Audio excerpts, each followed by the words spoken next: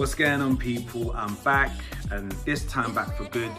Now, just in case you guys are wondering, I've been away for a hot minute, and I just took some time out to focus on family, focus on myself, a lot of self-development during this period of time, and yeah, focus on the business as well. As you can see, I've also gone through a massive transformation, very big for me.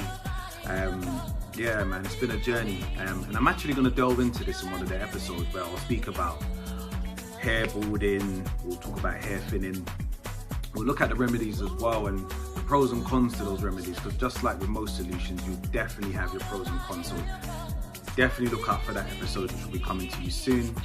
But yeah, man, I'm glad to be back to the channel. Fresh ideas, a lot of new content coming your way, and yeah, you guys just, I'm looking forward to it, man. So catch episode 11 of Beardology, which will be out in the next 2 days, and I'll catch you guys in a bit. Peace.